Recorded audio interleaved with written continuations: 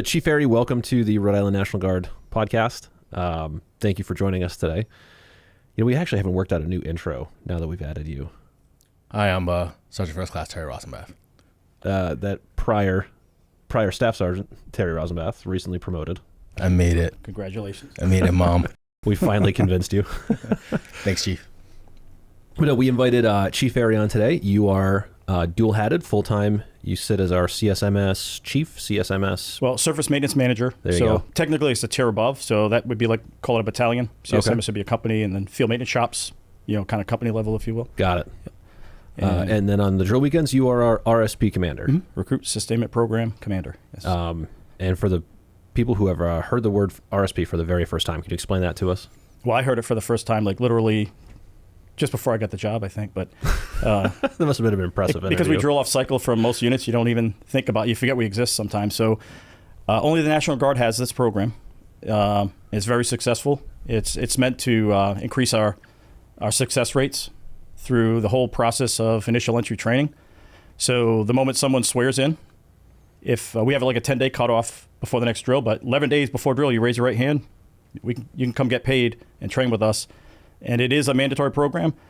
We do understand if you did enlist 11 days before drill and you had something booked, we'll sue to you or give you an excused absence. But right then and there in the Guard, that's the only place that happens. You've got a contract right away, and we could pay you and train. The active duty and the Army Reserve do not have a program like that, and until you ship, that's when you start the process. With us, you can start. Might be a couple months with us. It might be 6 months with us. We have split options still. So junior and high school, so you can spend up to 2 years with us, you know, go through the process. So 24 months is the limit of the initial entry training and the RSP. But because we're the only ones that have that program, it's super successful, and the numbers are clear. Our goal is 84% across the board of success rate from when you swear in to graduating AIT, and 94% is the goal downrange at basic training AIT to get out of there. Rhode Island exceeds that goal, and a lot of states do. The active component and the reserves are far below that. I don't have the specific, percentages, but they are far below us because of this program. All right, so there's a lot in there I want to unpack. Mm-hmm. So, for listeners out there, in a Hollywood movie, it looks like you talk to a recruiter, you like sign paperwork in the recruiting office, and then you have like a duffel bag over your shoulder 24 hours later, getting on like a rickety old bus, which is like not at all how it works. Right? Well, that was me. That kind of 35 years. Too, sorry. Over 35 years ago, that was me. I've never done RSP. I have no idea. So for the literal child in the room, it was not the case for me. I wanted a very specific MOS. I said, this is what I want to be. And the recruiter said, I don't have school slots for this amount of time. I got lucky. For me, it was about 3.5 months. There are some really low density MOSs out there. If you want a real specialty MOS, hard to get seats, you could enlist and like not ship for a long time. If you're in the Army Reserves or if you're in the active duty, you just kind of sit at home and wait for that date. If you're in the Guard, we actually bring you in, you go to this unit called the RSP, and you learn a bunch of stuff that will help you later down the road. Great program. I loved it. I was there for 3 months. I happened to have been had like a JROTC background, so a lot of what was at RSP was kind of old hat for me. It was really cool to like be there with a bunch of my fellow soldiers who had like, this was literally the first thing they had ever experienced, the first time they'd ever seen a brown round, right? Just terrified out of their minds. Really cool experience. And I subscribe heavily to the idea that this actually helps people. It sounds like it does. So can you break down the 84% versus 94%? What's that the about? 84% is the overall goal that the National Guard has. So 84% of those that enlisted will make it through, and then downrange, because we could lose you. We lose people first weekend drill sometimes. So that's the overall goal from start to finish. But when we send you downrange to basic training in AIT, it's like 94% is the goal. So that's the difference between those two. Okay, so of everyone who raises their hand at MEPS and swears in, 84% of them, we want to get all the way through the pipeline. They become like real soldiers.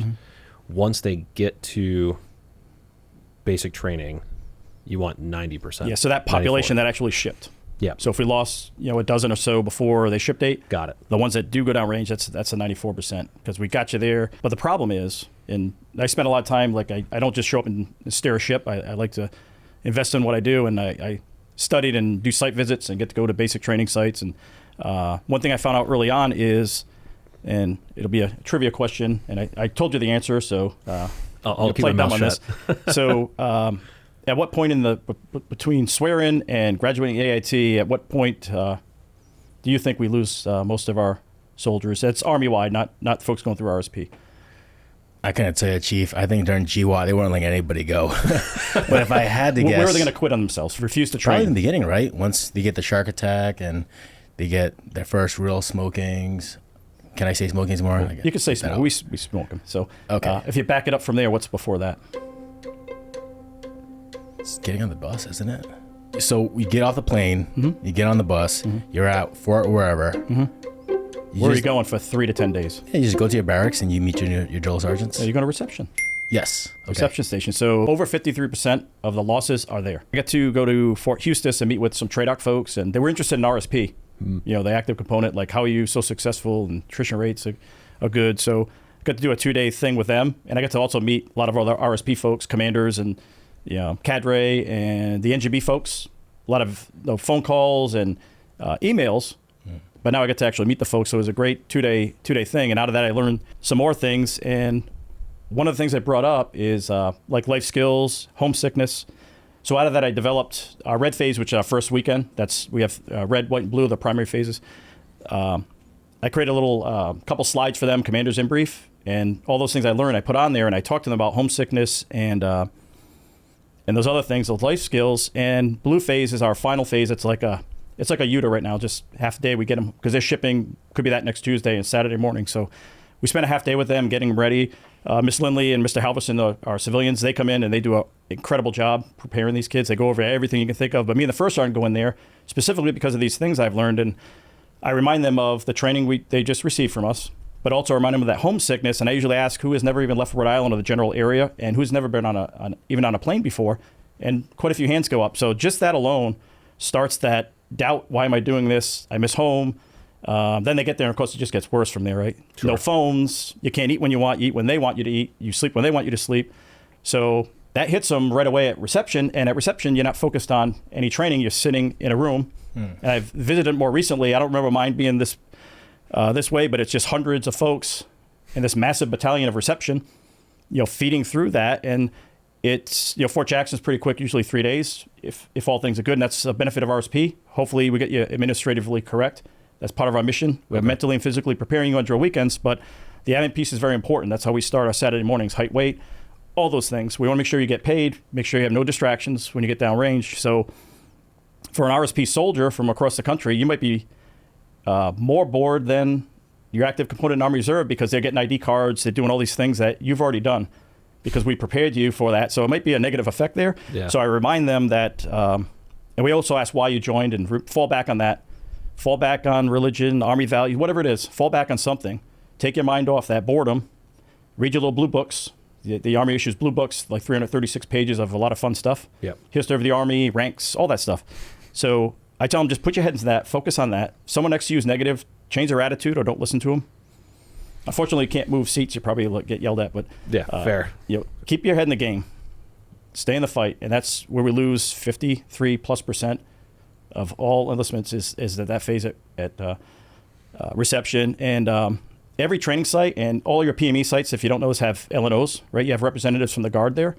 I didn't know this till maybe a dozen years ago or so. In my PME, there's like a CW5 at Fort Rucker for all the Army Guard, from candidate to senior service education. You have a representative there. So these teams are pretty busy at the basic training sites because the issues come up.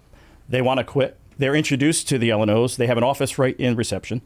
So I get to go, meet when I do site visits. We link up with them first, and they kind of get an agenda for us, and they take us around. And in that room, at certain times, they have office hours, and you'll see the room fill up. Why are you here? Why? And a lot of them are just trying to quit, looking for that reason. Sure. And they'll change their answers. So then, these LNOs were recruiters, and they're NCOs, and they know the game. So they're pretty good at turning it around. If you make it through reception and get to basic training, a lot of times that battalion sergeant major, he's not going to let you go either. They're going to try, but you can't save everybody. It's not for everybody. And sometimes they'll make it through RSP. They'll make it through reception. make it a basic training, and then that's where they probably want to quit on us. But sir, you mentioned you were ROTC, did RSP. Did you go to basic training? I did. So Okay. I was a prior service 11 Bravo, Okay. Charlie Company, 1st of the 143rd.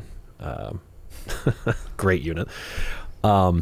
Yeah, did that for a few years, and then I went through ROTC at URI to commission. Okay.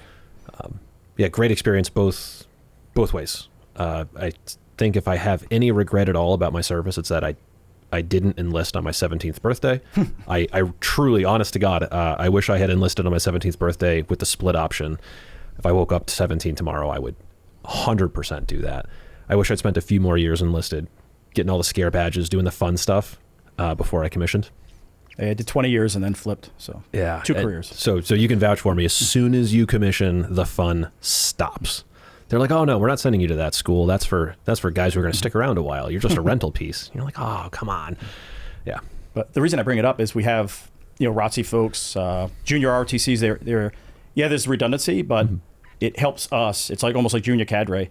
And some do go with basic training, some do not. They'll contract before and they'll leave us. But if you're brought in through one of our recruiters, you're going to come to RSP and we're going to help you out. So, and you've got the drill sergeants and different the NCOs versus what you have at the ROTC. So you get that different kind of flavor of the training. Sure. So some is completely redundant like AFTs, but they love it. Like we like to compete and we'll do like high scoring male, higher scoring female AFT, and they'll, especially those ROTC folks, and I give out like the battalion commander sign, so it's worth 5 promotion points, but it's useless to the ROTC folks because they're already there, they're E5, but and they win all the time because they're high speed, but that's great to have in the ranks. It helps out us and the other trainees. They can see that and they help out in the different training events if they've done it before.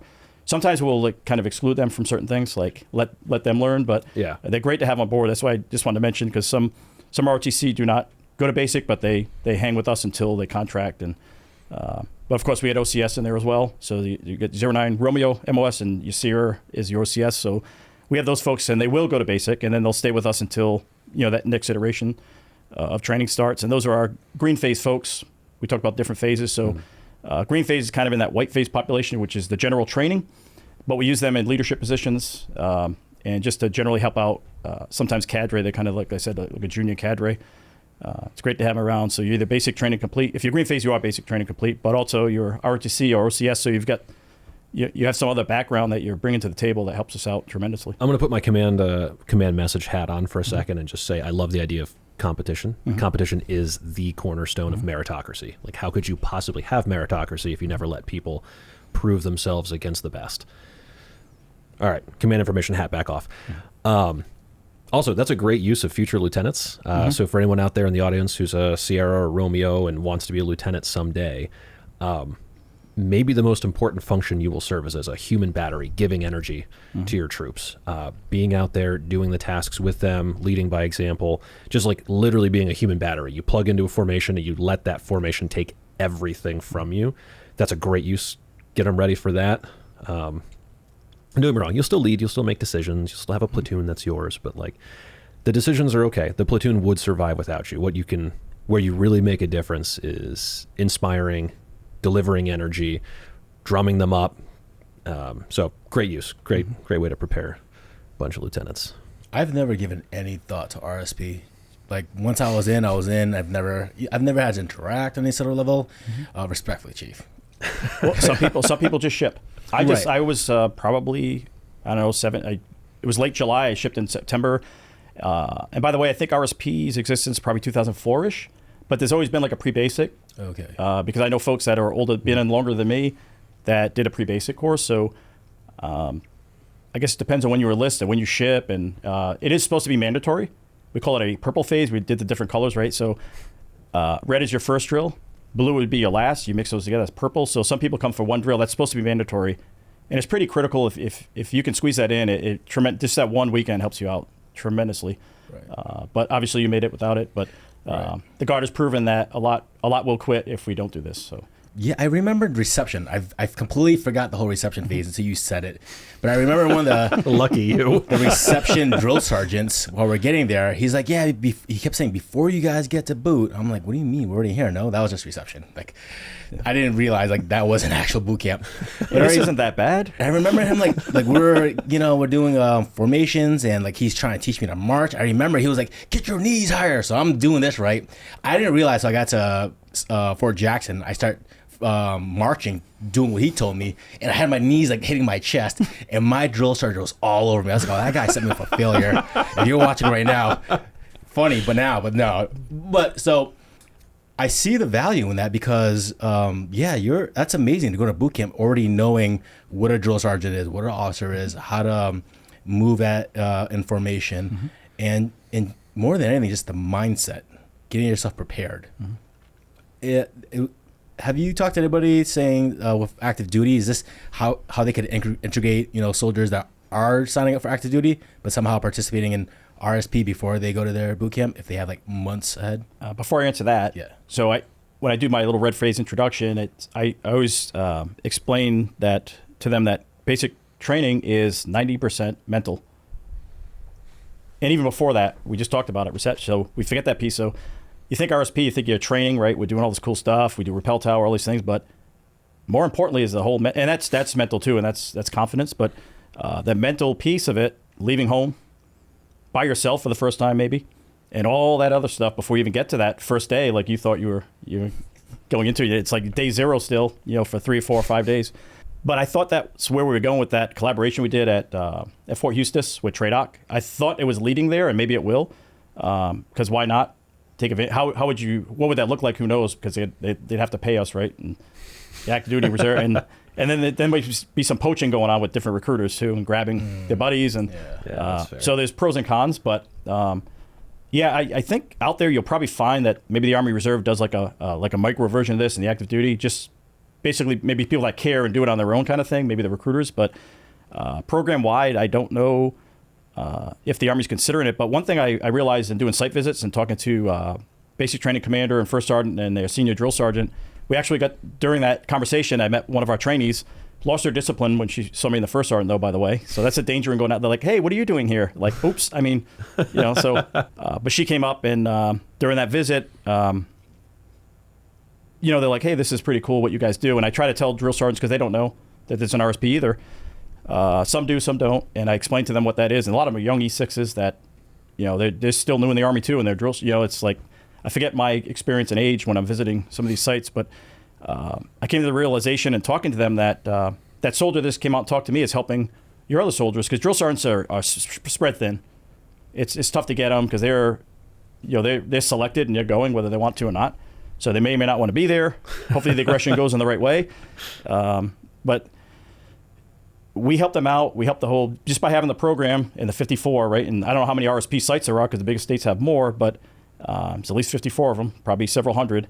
So, and we're probably 30, 40% of the folks in who knows what the numbers are when, in that basic training population. But so those folks know how to go to attention, how to address a drill sergeant, how to address an officer, all those things that, especially if you've done 6, 7, 8 months with us, 3, 4 months would be optimal at a minimum. That'd be great if we could make that happen. But even one drill with us, you have a basic understanding, and now you're helping your battle buddy and your team and the platoon, and ultimately that whole company and those drill sergeants. So the program's helping everybody, whether they all partake in it or not. Kind of like you just shipped, right? And kind of using that example at a larger scale, all the active duty folks and reserve components folks just ship, and the RSP folks are getting prepared, and then they're going down there. So now they're almost like the ROTC folks in our formation at RSP.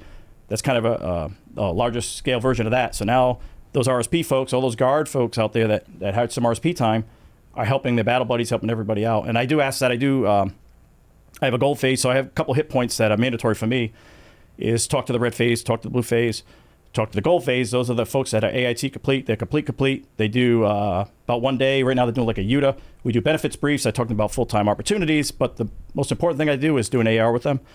Find out how do we do here? Or those L&O offices where the folks are hanging around. Mm-hmm. Hey, what state you're from? They kind of probe the programs, because that's the awesome part about being a commander. We look at these things that we can implement, We stay within the point to deviate from, right? We get guidance from the Guard Bureau, but the program is it's a moving target. So new folks in, new folks out. You might have one drill, you might have 6 drills with us. So we can modify training as we see fit. And so I like to kind of poke around because other states don't go as aggressive as we do. And another thing I learned early on is different generation now. When I was a kid, it's like we didn't have as much electronics and stuff, so we're always outside playing. So now folks are joining and they're not probably as fit, and they do, unfortunately, folks do die in basic training. It's rare, but that could happen. But more often than not, it's like stress fractures, breaking bones because their bone density is a lot thinner. And one thing the Army has learned in studying this with the holistic health and fitness part of all of that is that you can actually increase bone density as an adult. And they study that in basic training. So that's why I like to get out and move, even though it's 1 week in a month. Yep. Get them conditioned to that. Hey, your foot's not broken. You know, they don't know. Some of these folks have never worked out in their life. They sit on a couch. Then we have athletes too. You know, that helps them. But that's one thing we learned. That's why I like to train. My first concept was, hey, maybe we crawl, walk, run. But when we run, we're kind of going to just walk. And then I kind of flipped that philosophy. And it's a good mix. We don't push them too hard. We don't want to break them. Sure. But we want to push them and get a taste of that. One example is we used to do under the old AFT, it was like a portion of and a familiarization that we just started the whole event. Like, why not? It's really not that much of if you go to the gym, like that's not, hey, I picked something up 3 times. Hey, I'm going to throw a ball, which we got rid of that. That's great. But that was my so it's not best that event. intense to do that once a month. Not a big deal. It's just a nice little workout. Sure. And I go out there every Wednesday and work out. By the way, we have RSP folks, and we Sergeant Mercado was our last RSP NCO. Now we have Sergeant Giggy. They just changed out. So he loves fitness. He loves working out. So he would encourage folks to, if they need help working on stuff, to come to Camp Fogarty or meet him at the Y. And so I go in there too. So I end up working out with some of these kids, and they're investing in themselves and moving their bodies. And it's less likely now. That's another piece of the physical piece that we're supposed to be preparing them for. So very rarely do we have those stress fractures or bumps and bruises that end their training cycle, and they get refratted for that. So I think we're successful there. We've never hurt anybody that didn't ship. Yep. That's injuries happen, but usually sometimes pre-existing or childhood asthma that was waived. Sure. And yeah, it's never been a thing again for you because you've been sitting on a couch, and now we do an AFT or whatever we're doing, and that comes out. So it's kind of better that happens here. We don't want to lose anybody, but it's better that it happens here than in basic training when you're in that bigger population of a whole company, where that might get overlooked and something more serious could happen to you.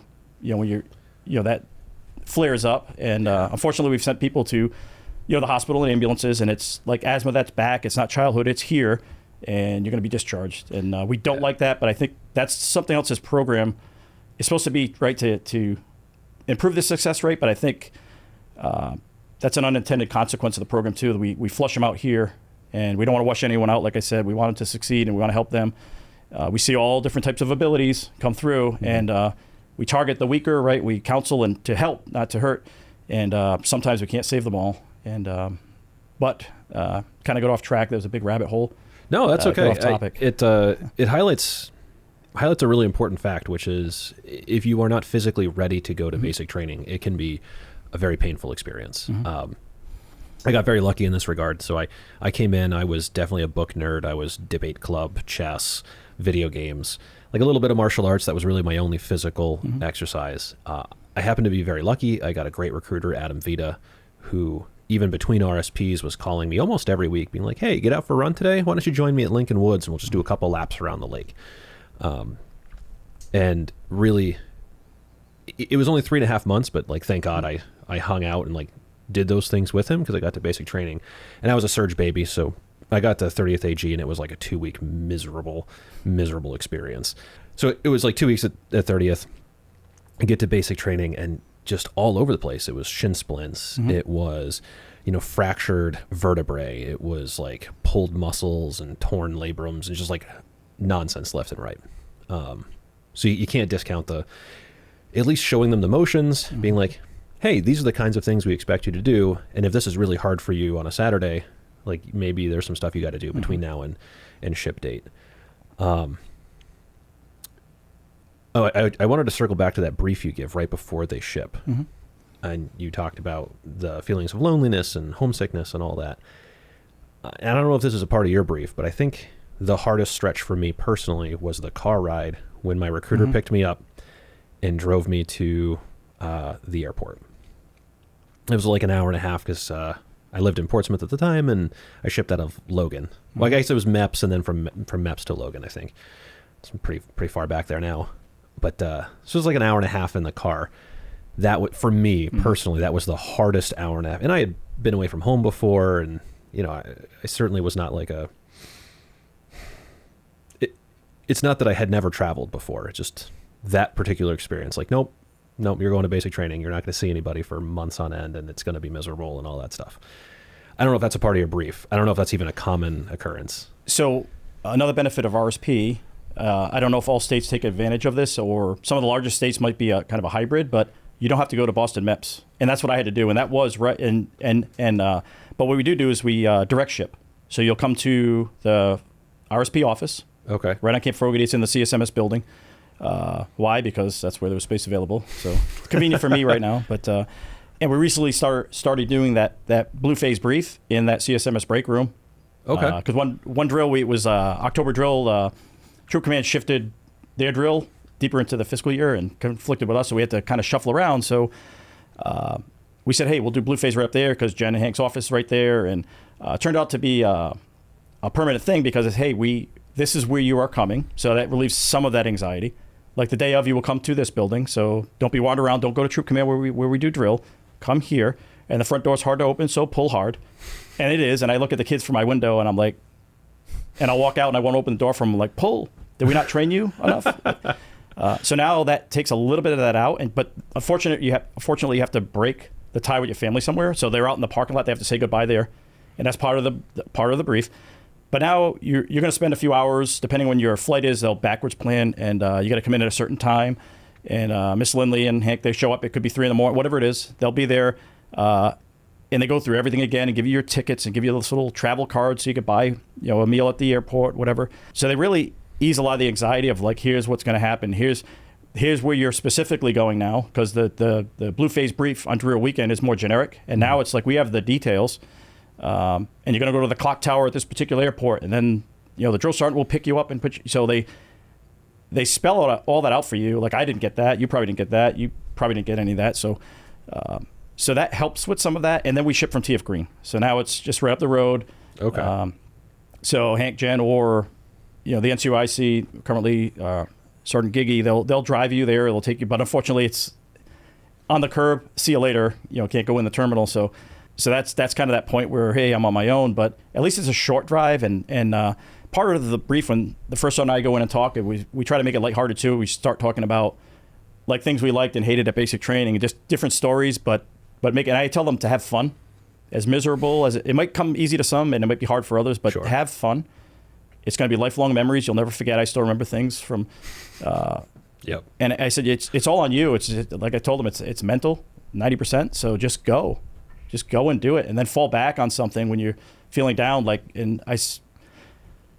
you know it, you'll be back home and your family can come and they'll put a patch on your shoulder and all that, and it's going to go like that. I told them I've been doing this over 35 years and it seems like yesterday. So 10 weeks down there is going to be quick. And I said, after basic training, AAT is different, and I'll just say it's easier, right? You're out of that stricter environment, and you get weekend passes, and you get to get out and do things. So I try to remind them of that. There's some anxiety and stress, but we've all done it, right? And all those folks that are wearing the green patch in the formation have done it, and you can do it too. So we set you up for that. I remind them of that, and I also equate it to, well, 2 things. I talk about like on the airplane that some of you have never been on. Do that and they'll laugh, but they always tell you to put your mask on first and then help others. So I remind them of that. Your RSP, you received training. Your active duty and reserve component folks did not. So help your buddies out, but take care of yourself first. And that's why we seek course standards. We get honor grads, not just in Rhode Island, but in Rhode Island, as tiny as we are, we'll have like 12 folks gold phase, and 2 or 3 of them might be honor grads sometimes. It's pretty incredible because they're going down there with that confidence out of all the training and the preparation. Another thing I tell them is, we're in Rhode Island, and what do we do in Bristol on the 4th of July? Oldest parade in the country. who's in that parade? And they'll throw out different, a fire truck or whatever. Like soldiers are marching.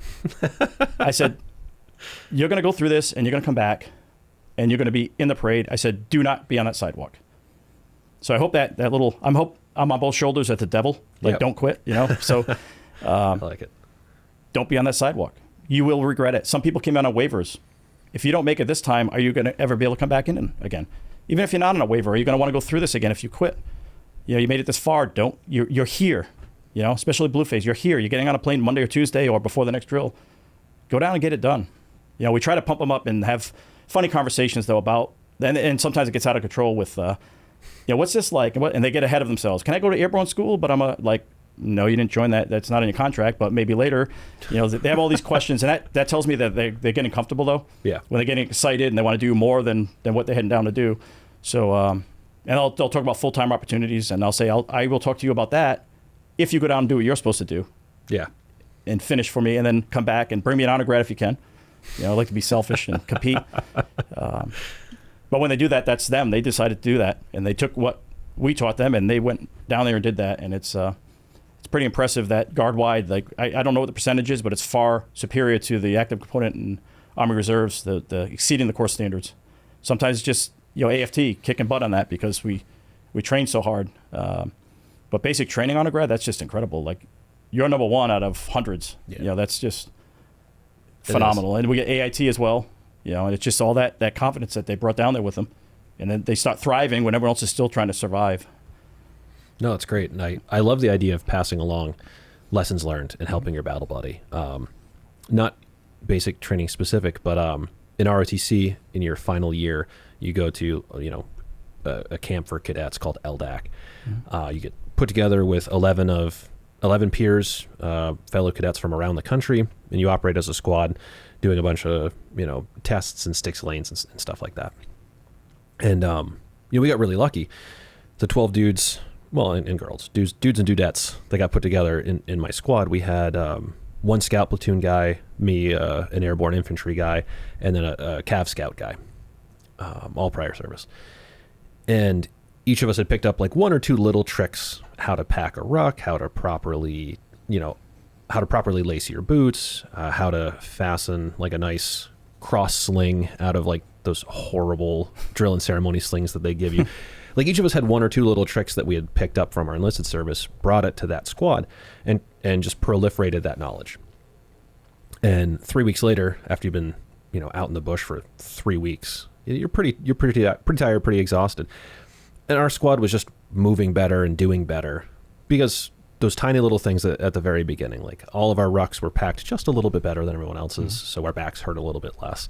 Our arms were slightly less tired because we were properly carrying rifles in a way that distributed weight. Just those tiny little tips and tricks compounded over time really do improve, you know, way beyond just the guy who knew the trick.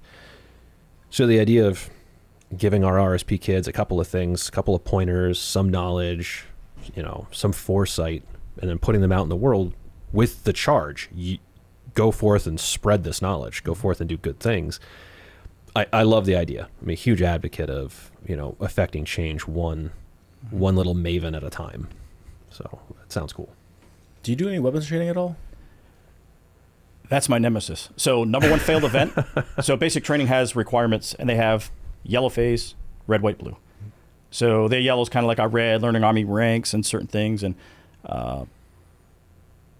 but they have to pass certain things, AFT, they have to go down to rappel tower, different things, the forge, big culminating event at the end. But qualifying with iron sights on your M4 is a graduation requirement. Number one, I think it's 76% of all failings is that. We don't have a range here. We don't have weapons in RSP. We don't own gear, so we borrow. So we try to implement as much as we can, and there's only so much you can do with like the EST and all that. There's nothing like on the ground, right? There's a rock in my elbow. I got to like improve my fighting position, and the weapon cracks and the smell and the plink, plink, you know, so we can't replicate that, you know, and it's something on my list. I just want to improve it. And so we also train with paintball guns. We do have some equipment. We have paintball guns. We recently got rid of those because they're a pain in the butt to keep, you know, the maintenance on them, and people borrow them and turn them back like dirty. And so we have airsoft now, and I was super excited because they have iron sights. They have plastic sights They were at a 45-degree angle, though, and I love our new supply sergeant, Sergeant Cianci, shout out to him.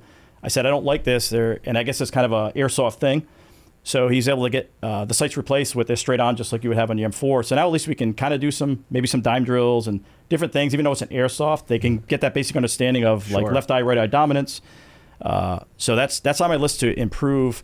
And when I hear complete basic training, I got accused of that by the NGB when they program of excellence, and so we're not here to do that. But sometimes you have to do some of the events to prepare them, and that's one of the things I look at. I at the site visits, I look at, well, where are we failing? Like as an Army, and if I can, EDB to Rhode Island, again, I can help them, and then maybe they could spread that knowledge. But that's like on my list. That and rucking and packing a ruck. So we actually red phase. We do a PowerPoint because we don't have rucks, we don't have gear, we don't even have uniforms now and boots as of this current fiscal year. That funding was cut. So looking at somehow at least get boots, and we can do some rucking to a certain extent, but we can't. We're not going to get you the ruck that you're going to get basic training, but we talk about like how to pack it, and it because that's in doing my AARs, that's a big I wish I had. Yeah, and the iron sights is one, and we wish we could shoot, and we can't shoot. But if we did line something like that up, that would be very tough because we're leaving Fogarty. We got a lot of logistics involved, and it's class 5 ammo, and we can make that happen. But is the juice worth the squeeze out of that one because it's taken up that whole weekend just to But it is a number one failed event, so. Yeah, I asked that, Chief, because that was my biggest stress during boot camp. I was fit. I'll do whatever you want me to do. I'm just this meathead to lift heavy things and get yelled at. But I remember I was like, I just can't figure out how to get rounds on target. And that would have been nice knowing the functions of the rifle, and where you're stressing out do I drop a magazine? Do I slap this? Yeah. So but we do draw weapons, and sometimes we'll do a saw or whatever. I'm thinking of ditching that. Let's just go M4. Go through the basics of that, and but quick story on me. So I don't know if they still do KP at basic. I don't think they do. But we had KP. I was actually literally peeling potatoes. So I missed the first day of basic rifle marksmanship, and you don't really make it up. You just fall back into the. So now we're on the range. I had no clue. I've never fired an M4. It was an M16, A1. I think it had the triangle, heat shield on it, and but same concept, same iron sights, and I had no clue. I thought you had to pull the charging handle every time, and drill sergeants couldn't figure out because they're looking at everybody. They don't know what I'm doing wrong because they didn't see me do it. And I kept dropping ammo every time you shoot. And you know what I did? Unexpended brass. Yes, that didn't tip them off. So I actually figured out myself. I'm looking around I'm like, oh, and then I had to self-teach. And because they couldn't figure out what the heck's going on. What's wrong with this kid? He keeps turning in live rounds. Well, that's the thing that it makes you wonder. That's such an amazing thing to go to boot camp and know the functions of a rifle. Anything else that you identify that is one of the biggest indicators why people might fail? The biggest, as we already talked, is that quitting on yourselves. It's all that mental. Some people actually literally just refuse to train. Iron sights, but I've never heard our RSP and just in general National Guard. I haven't heard anyone come back and say I failed to get recycled on iron sights. It's just a thing Army wide. So I kind of put the focus there because it's happened to most of the population. Well, that's happened to our folks. So that's the number one failed event. On the AFT, it's the run because even though they give us more time, that's the last event and it's still an endurance thing. And 2 miles might not be a long way for some, but some after doing all the other events. Especially if they try real hard, that's the most failed event there. So we put our focus obviously on PT. It's not always AFT, but we'll do. Currently, we're on a MUTA 2s, budget issues, but normally for a MUTA 4, Saturday mornings we never even got into the whole battle rhythm of RSP, but Saturday mornings is check in height, weight, and all that stuff. Get the admin stuff. Make sure you get paid, right? Attendance.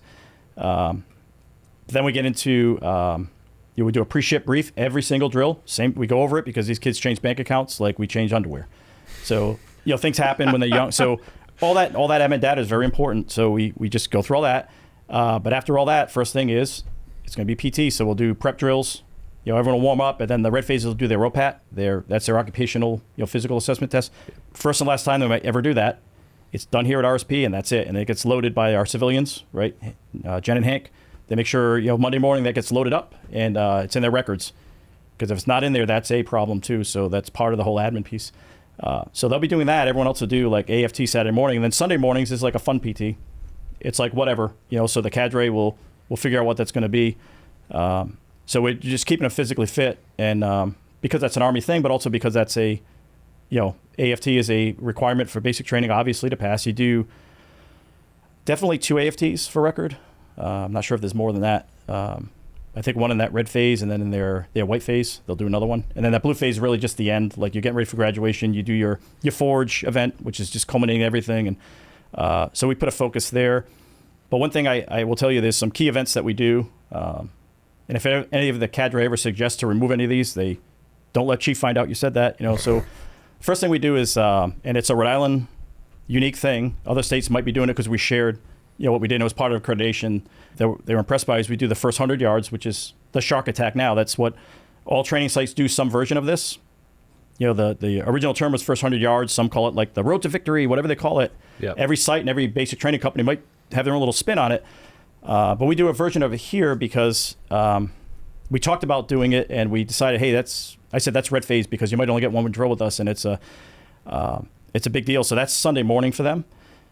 So what that event does, it's you're getting yelled at and you're getting kind of that shark attack feel, but you're also coming together as a team. So there'll be a pallet with some equipment. You got to memorize where it goes, and some of the ROTC folks, they know they've done something similar. So sometimes we'll pull them back. Sure. Or we'll let it just play out. But we'll say, boom, you're dead, or you're not in charge and you can't talk. And but it's meant to figure yourself out, like I mentioned earlier, and then start coming together as a team. And one thing we added, which is a basic training requirement to the beginning before that first 100 yards starts, is obstacle course. So we do a couple obstacles, belly buster and the balance, the logs there. So yep. We figure that's great because it's getting some confidence and letting them, we're not pushing them too hard yet, and start figuring themselves out as a team. So now they're going to see where people are nervous and strengths and weaknesses. So we kind of warm them up. That's kind of like an additional, prep drill for them. Then they come around and then the show begins. So now drill sergeant explain kind of in a calm manner, like here's what we're doing, here's why. But then it begins to give them 2 minutes to look at the pallet and figure it out. Sometimes 2 pallets, 3 pallets, depending on how many. One weekend we may have 6 new folks. It could be, we've had as many as, we're pushing 60, one drill of enlistments because we had one canceled drill. So the population was, so it was a lot for us to manage, but we put them through this, and they'll move from, just to get perspective, it's way more than 100 yards. They'll start at the water point just outside the entrance here. There's that water fill point, if you're familiar with that little dirt road that heads up to the old course. Yep, absolutely. So they'll do the old course events, come back, the pallet's sitting there, and we'll cut through. There's a pathway that comes out behind the riggers building. We'll kind of move that way down Range Road. Yep. And there's certain hit points where we stop and they get smoked. It's all programmed in, but if we tell the kids study, right? Because we're going to ask them questions on what's this rank, who's your commander, things they learned the day before. Sure. Just to kind of put, you need a reason before you smoke someone. So that's the reason. So there's key hit points along the way. Where they'll hit them up, and then we culminate at the AFT building where we'll do a variation of the sprint drag carry. Depending on the population, they'll split up in teams. They'll work together, like who's going to do this, who's going to do that, and then after they do that and they get it figured out, we switch them out. And sometimes cadre are going to involve. I'll get, depending on the day and the motivation of what's going on. Like, me and the drill sergeants might take a lane and we compete against the folks, and we keep going to and we always win. We always win. But gotta show those kids who's boss. But it's a great end to it because now, hey, you did all that. Now you're a team, and let's figure this out. And they go do it. And then, depending on the weather and the time, and every time is different. But sometimes the cadre will carry, because they'll carry rucks with them. Everyone has to have a ruck, a rubber ducky, whatever. Every drill's different, but we play around with different ideas. But the concept is always the same. And sometimes the cadre will actually carry all the gear back for them, and we talk to them like why we did this. We always do that portion, talk to them, but sometimes we'll actually carry in the gear because now they're kind of like that rite of passage. And sure. But more often than not, now we just throw the stuff in the back of the GSA pickup truck, and it gets hauled back, and we march back with them and talk about what we did. But that event alone, the reason I'm so big on keeping it and don't ever try to take it away is, even if we're just doing a UTA, we're doing that because that comes up as the number one event every time in a gold phase AAR. That helped me the most because you're getting yelled at, never get yelled at before maybe. Very physical, very mental. Yep. Shows teamwork. It kind of culminates everything that basic training does in this little micro version of it. Could go an hour and a half, 2 hours. Though we go. You know, sometimes I have to like nod at the drill sergeants, like, hey, drink water. You know, been out here a while. You know, so rain, sleet, or snow, they're out there sometimes. Sometimes we'll do an indoor venue if we have to for weather. But the value of that event is just so incredible that that's here to stay as long as I'm the commander. But another thing we do that we have right here in Camp Fogarty, we can take advantage of, is the rappel tower. And some people are just scared. Like, you look down, I'm afraid of widths, but some people are afraid of heights. So that is a long way down. And this rappel tower is a lot tougher than the ones at basic training, because you're starting at the actual top of the tower. At basic training, I get to witness a couple of them. They have like an 8x8 board, like probably about 4 feet down. So you get to go down on that first before you start going back. So it takes a lot of that, like, oh my God, out of it. And my guidance is to the rappel masters, usually some infantry folks, like First Sergeant Goodwin, I think his name is, excellent. Not only do these people know how to like rig everything, get you down, but they know how to get you down. Like, my guidance to him was everyone goes down, especially if they're scared. Yeah. And I talk to someone, I stay up there, I'm not up there the whole day, but I'll go up there if someone's afraid, and I'll talk to them like, hey, you have to do this in basic training. I'm not saying this to scare you, but now's the time. We've got all day here. We can get you down, and then when you go there, it's going to be easy for you. Probably not, right, if you're that scared, but at least you've done it once, and I look at that as a big confidence booster. And then, you know, if they know they're afraid of heights and they're afraid of that event, at least the night before in bed, if they've done it before, they know that the rappel tower's tomorrow. I'm hoping that we've helped a lot of folks like that otherwise would have, because it's a requirement. I've seen the drill sergeants top and bottom. They give the nod, like they check you off, or no, you're going again. So I don't want our folks to have to go through that. So that's like the number 2 best event we do for them. Another thing we do that you will not do at basic training, we do the combat, water survival training. And we use the PC pool. And I love this event. The first time I was ever part of it, I don't know if we did it before as a commander. They might have done some variation, but I think it was the first time at PC, went down there and fell in love with doing that event, because like we don't have a gas chamber here or anything else, but that's another confidence builder. Like, I'm underwater, I can't breathe. So it's a motivational day for the folks. So the first time we did it, 7 folks that day have never, either very weak swimmers, afraid of it, or never swam in their lives, and they could swim now. We just did it last drill. A gentleman came up to me in the first hour in the parking lot after drill. Like, he kind of stuck around and approached us and asked if he could talk to us. And older gentleman, 43 years old, so in on age waiver, and just had to talk to us because he drowned when he was 12 years old. I don't know if he had passed for 80 seconds or he's drowning for 80 seconds and was saved, but his uncle died.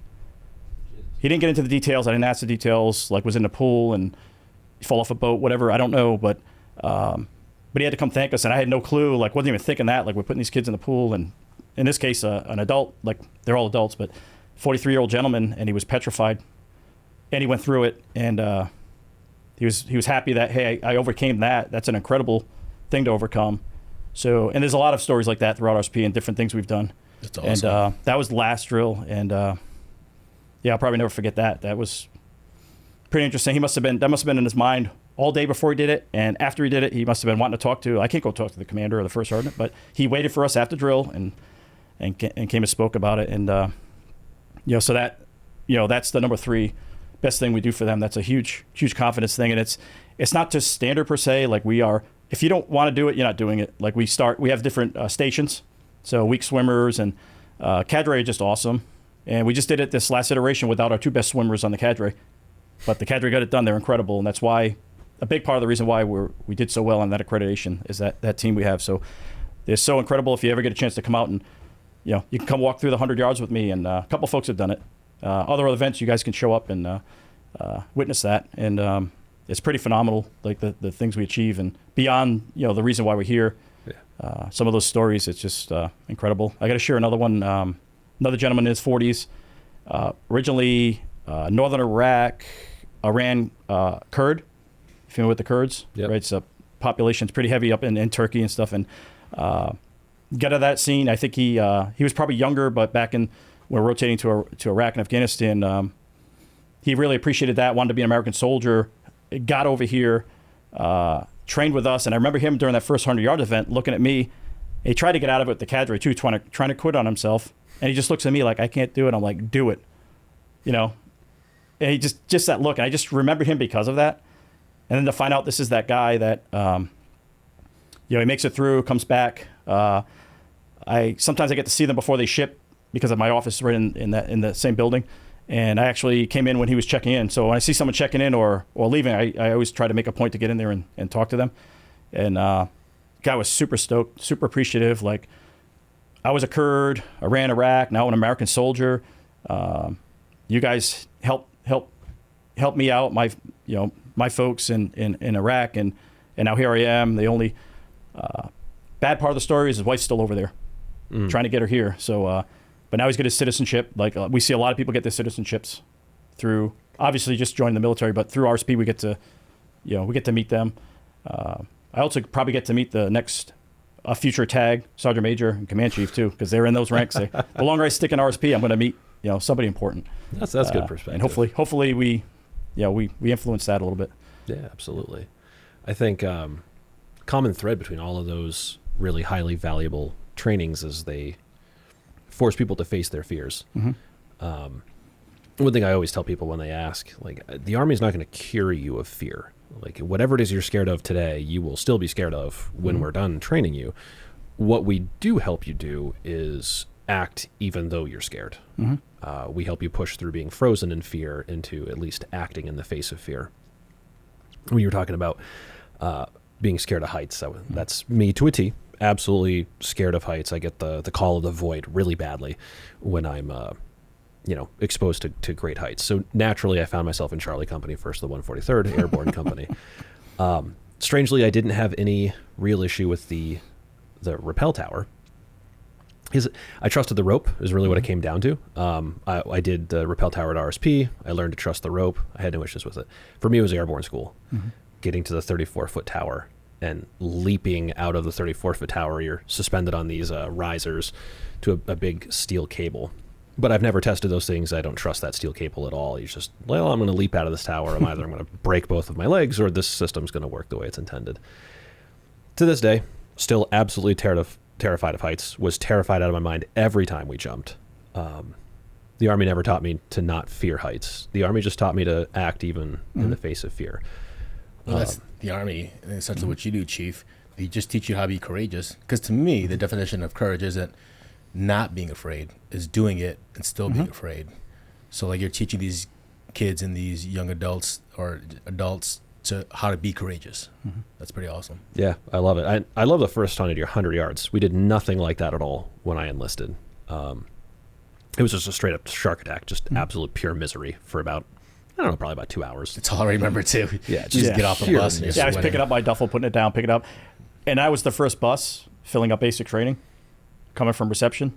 So we didn't move as one unit. So I'm up in the barracks here and other people get screamed at. And that's when I'm contemplating my life. What am I doing here? Is it too late? Like, what? I could just leave now and say I came here. Like, that's a scary moment. It's always those times when you have time to think. Oh, yeah. That's when it gets you. And I remember peering out the window. I was up in the barracks. It's the old brick buildings with the 12-man room, the 8-man room thing. Okay. I remember looking out and trying not to get in trouble for looking and seeing the next wave come off. Pick it up, put it on. It's just so intense. For us, we didn't have a bus. I was Alpha 254, so we were the very first starship at the top of the hill from 30th AG. You can actually see 30th AG from Alpha 254. I visited there. Yes. Oh, so we marched up that hill. Our drill sergeants came and got us. And they marched us up the hill carrying everything you own on planet Earth, rucksack, 2 duffel bags, marching up that hill, just absolutely exhausted by the time you get to the top. We get into the starship, and all of our bunks and lockers and everything that goes in the starship is down in the sand pit. At the bottom of the hill. So that was our shark attack. A little different, not that iconic getting attacked off the bus, but just absolute sunken hearts as you crest the hill and you look and you'd recognize those are all of our bunks and our lockers. How are they getting back in the building? But where I was going with that is stressing you mentally and physically at the same time is like such an iconic memory building experience. We didn't have a first 100 yards, but what we did have was the stress shoot. So we ran like an obstacle course, and then we did buddy carries, and we simulated carrying one of our casualties like super long distance in this race type format out at the Malone ranges. So we were absolutely just smoked beyond reason. And then we go to the range where the pop-ups are moving.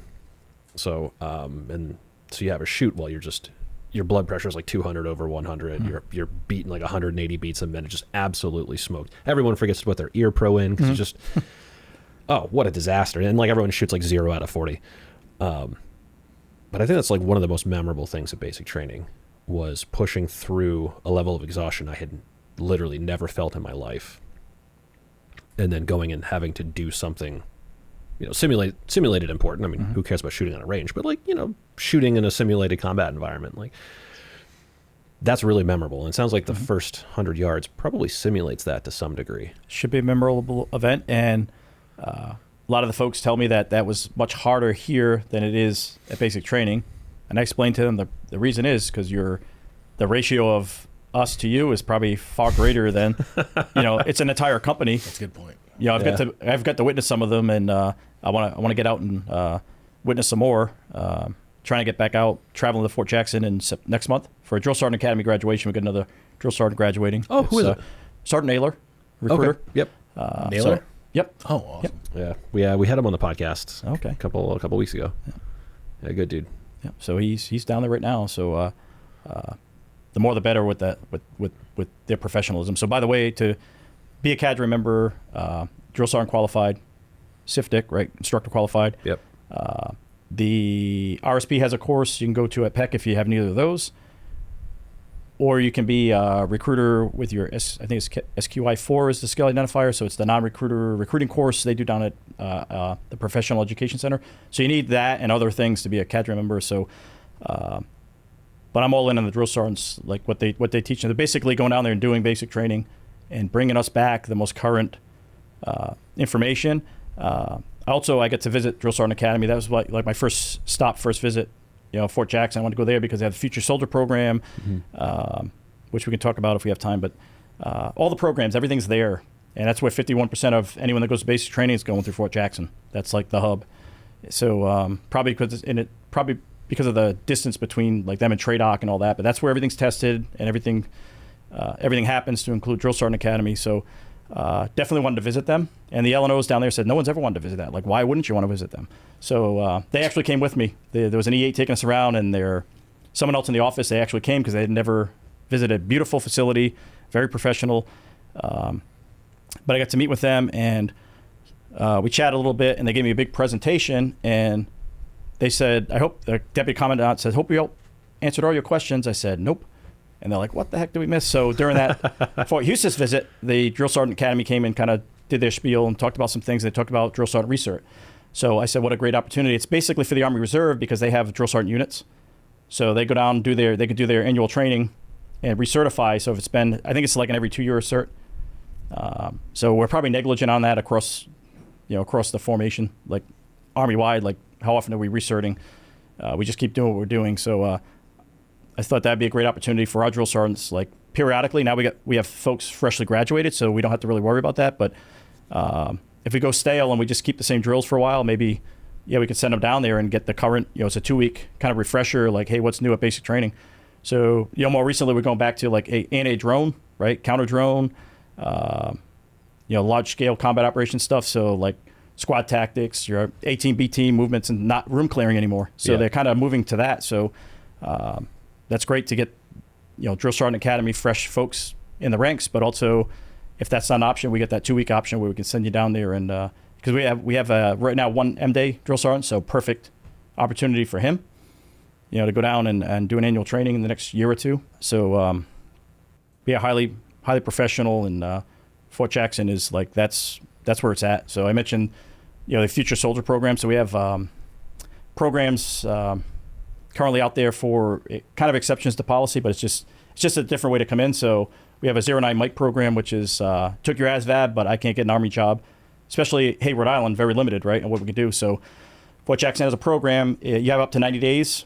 There's 3-week intervals where they're teaching, and then you take a test, teach, take a test, teach, take a test. So until you pass or don't. If you don't pass, you refrad, right? Yep. So send you home and discharge, unfortunately. So if you do pass, when you pass, I've been down there, visited the course, and big you're in this big giant room, bunch of chairs, and just a whole bunch of soldiers sitting there, and like 3 tables with 3 NCOs sitting there. Next, you come up, and where are you from? You're National Guard, you're Rhode Island. They'll look right here in our UMR, and they'll find you based on your scores. And some MOSs are barred, unfortunately, from that program. So even if you get your scores up, that's, it's your second attempt. So therefore, but they get to pick. And I talk to these folks specifically because give them credit because they don't know when they're going to basic training, what their MOS is going to be, but they're taking the leap and heading out to Fort Jackson. So, and they usually ship pretty quick, which is unfortunate because they could probably use more of the mentorship and training we provide. But because they don't have a basic training date, they send them right down to Fort Jackson. And we've only had like one not make it through, only because did not want to pick an MOS. And that's when I started counseling these folks, because if they offer you 1 or 2 or 3 things, remember you didn't know what your MOS is going to be. Be thankful that you're part of that 1% that can even do this or want to do this. So just pick one. And they give them 24 hours to decide. So, and they're not really allowed to correspond. They can't call the recruiter. They are kind of locked down in there. They don't want our influence. So they have to make that decision. That makes it a little tough. Yeah, it does. And but hey, 3 weeks later you could be out of there, or it could be up to 90 days. Hopefully you pass it. And but now you got to pick find a seat in basic training. So now you might get stuck there a little bit. And but then we'll get you off to basic training. AAT, they'll line all that up for you right there. Another thing to do down there is the arms program. That's folks that don't meet the entry level standard for height weight. So there's 2 different standards. So trainees are a little more lenient on their requirements for height weight.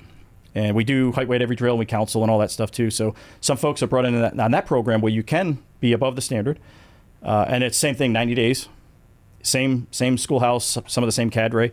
But they'll work with you, obviously, physical fitness and diet and all that stuff. And they'll get you to the Army's entry-level standard. And then you can ship the basic training AAT, which you'll already know what your MOS is going to be, but you just don't know when you're going to do it on that program. And then you have up to 1 year from when your training complete to meet the regular Army standard. So commander can't flag you in that first year. So if you're 1% over 2, you're still good. So that's part of that future soldier program. So it's giving folks opportunities that otherwise wouldn't be able to join our ranks. And until recently, you can combine the 2 programs. Don't recommend that. So you have 90 days to do both. So if you come in on both those exceptions, that's tough. So I'm only hoping, I don't know what they do, but I'm assuming they do PT every day and start with the academic piece, and then and then if you pass that, because you can only pass one at a time. So, but that's tough. I don't think we had anyone that did the dual option, and it's been taken away. They're not doing that anymore. So, yeah, it's a lot of pressure trying to get your body right and your mind right all at once. Yes. Especially because I don't know if this is still true. Last time I spoke to recruiting, they said that the biggest issue with ASVAB waivers had almost nothing to do with academics. It was all English as a second language was the big barrier. Separate program. Matter of fact, I mentioned earlier we're not supposed to intervene down there, and there was a certain case where we did. And when I talked to the individual, very broken English, and we had his recruiter interpreting what he said. And I said, well, that's why he failed the program. It's a separate program. They're not supposed to send ESL folks to that program. We're supposed to help them with that first. Got it. So that's a failure on somebody's part that he was down in that program. He probably didn't score high enough in the ASVAB because he didn't really understand, right? So, and that's something I tried to work on. I kind of failed there. Like, can we do better here? But it's not really, my mission. Because I know we have the program where we help folks that are already soldiers to increase if they want to be an officer or warrant officer or whatever, get their GT scores up, GT improvement course. So I had one of our drill sergeants. He's moved on. He's at Troop Command now, so he promoted out, but he was part of that program. And I had another individual come over that helps out in that program too. That was cadre. We just recently lost him. But I was trying to get something going there for these folks, but it's really out of my lane and something we really couldn't kick off. So it's unfortunate, but it's good while those programs exist, and when folks can take advantage of that, especially if they succeed. We're holding them back because they didn't meet certain requirements that the Army had the capability of, like, helping them overcome that. Yeah. So, but those are out there. They're still out there. They just become a little more stringent. I do want to highlight that GT improvement course. It's not really your lane, but it's such a valuable product that we offer our soldiers. A ton of guys end up in some MOS that, like, they're not especially happy with for whatever reason. They didn't really know what it was, or their GT score was sort of forced them in a direction they didn't want to go. Whatever the case is, tons of people end up in a job that just isn't a good fit. Well, at the end of your enlistment, and sometimes even before you're at the end of your contract, we're usually pretty happy to help you move into another MOS. The GT improvement course is a part of that. Like if the GT score is what's holding you back from going for the MOS you want, that's a great course. Just raise your hand and be like, hey boss, open door policy. I'd really like to do this. I want my GT score. Yeah, I need that 110. I need that 100, whatever the case is, because I want to go try something else.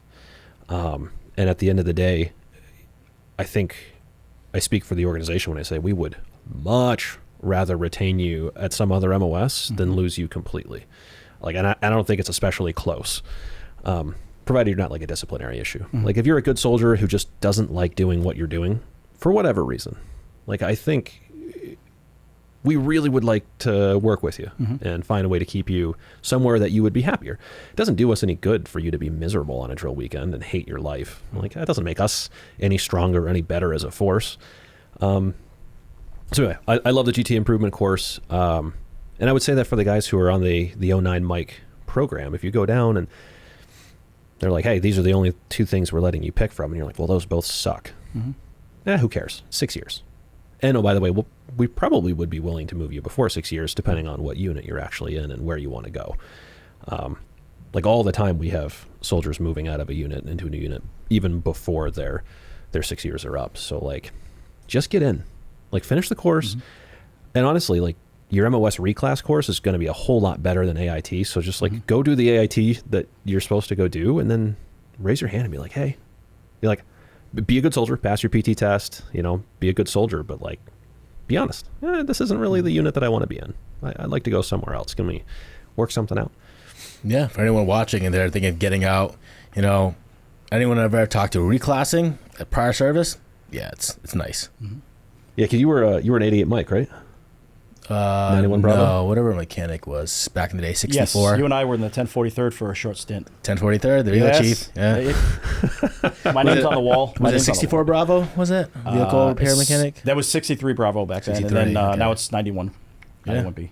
So if anyone looking to, possibly get out, maybe you want to reclass. So 2 points on that. So I cannot promise a 09 Mike anything.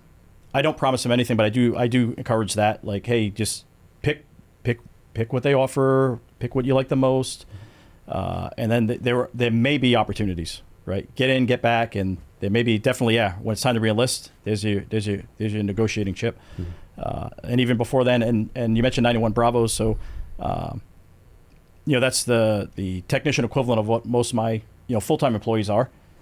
Army maintainers. It's not vehicles, weapons, electronics, all that stuff.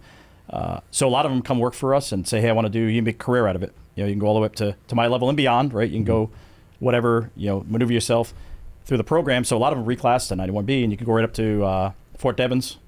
And there's I think it's like a 6-week program. We have a lot of folks do it because they like what they're doing with us full time, and they kind of want to align that to what they're doing in the drill weekend, which was the original justification behind having a military technician program. Is you kind of do the same thing on the weekend as you do it during the week, so that you're the SME on the your weekend drills. You kind of like RSP in the immersed with the active duty and Army Reserve folks. The technician's supposed to be that kind of a similar effect on a drill weekend in the unit. Like that guy, knows his MOS. He does it all week long, and you help out the team. So we have a lot of folks convert just because of that, not because they don't like what they're doing. But it's you just reminded me that when you brought that up, and it also reminded me that you and I were, I think I was in E7. 1043. I was a lowly E7 then. I was in E3, Chief. Prior first class. Those are good times. But that's a good point, though. For those people who put on the uniform and absolutely fall in love with being a soldier, which is what happened to me, and you're like, man, I would like to make this a career. Turning wrenches is like the highest percentage of the population that ends up matriculating into the full-time force. There's tons of full-timers, public affairs, operations, human resources, you name it, there is an opportunity. But if you want to maximize your odds, turn wrenches on helicopters or on trucks. I'll get sued for promising something that's not true, but there's always jobs available at CSMS and at the FMS shops.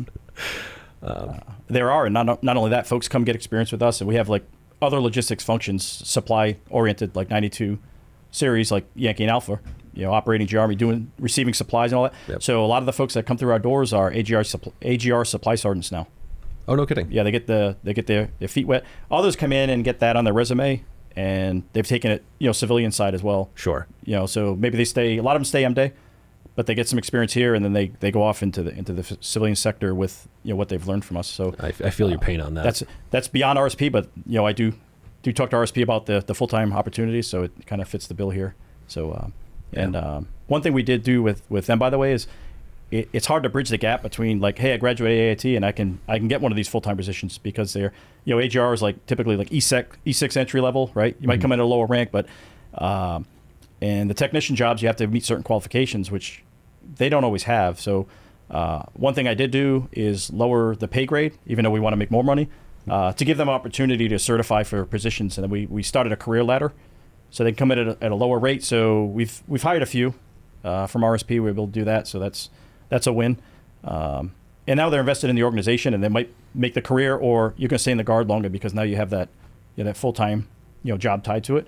So that's something we did recently to kind of connect the two things Absolutely. we're talking about here. So and not to completely nerd out over HR stuff, but like career ladder positions are salt of the earth. Like public affairs, super low density MOS, very, very, very hard to get human beings to qualify for that. So like we're trying to do what you did, create some career ladders, bring in like the right person rather than the right resume, if you know what I mean. Right, you get them in, and now you can train them. Now it's on the supervisor. Now you can promote when they're ready. So it's a great Absolutely.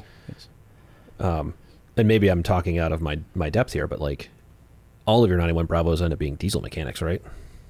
Because like predominantly, so there's different levels. So that's the bread and butter of the program, because it's an enormous amount of man hours required for that. Yeah. So that's why the population is greater there. But we do small arms and howitzer. So a lot of a 91 series calibration, everything from things for aviation. To keep the helicopters flying, things need to be calibrated, right? Torque wrenches and things that measure have to be calibrated. So to keep the ground fleet going in the air, so we have calibrators, we have electronics folks. They're doing your optics, right? MVGs have requirements. What's a 91 series, Chief? So 91 series is what you would have been if you were still in. So that's just Army maintainers. So diesel mechanics. There's different levels, and but some of them are weapons repair. So that 91 just that Fox, right? Fox, yes, and you also have engineer like track, MOSs too. So so that 91 series is just the broad brush of. So if you work for us, you're surface maintenance mechanic, whatever. There's job descriptions that kind of relate to military MOS, but similar but different. So to qualify, you're usually in that realm, but you don't necessarily have to be. That's why I tell all the RSP folks too when I talk to them, like, if you're interested in it, put in for it. All they can say is no. That's the worst that can happen, right? And if you make it past that initial step, and then you get an interview from someone like myself, and we'll figure out who the best applicant is at that point. So jobs used to be actually tied to MOS. It was a compatibility. There's a chart. Yep. It was an elusive thing. I finally got my hands on it. Like, why is HR telling me no? So you gotta. So they used to have that. They kind of got rid of it. We kind of got away from that. So that old sell of this is what you do during the week is on the weekend. They kind of got rid of it. I think just because of the for different reasons to keep folks employed and keep people interested in jobs. So they want to switch MOSs on the military side. They're not going to lose their full-time job sort of thing. So once upon a time that was a thing, and it's no longer. So that's great. It opens doors. So we have like infantrymen, MPs, artillery, like working for us, and those some of the folks that convert too. Like, hey, I want to do this. I want to keep doing this, and I want to, and they'll do a conversion, or they keep doing what they're doing. So they do something they love on the weekends, and they come work, during the week. Yeah, I'm really glad they did away with that. You're really enforcing that MOS specificity.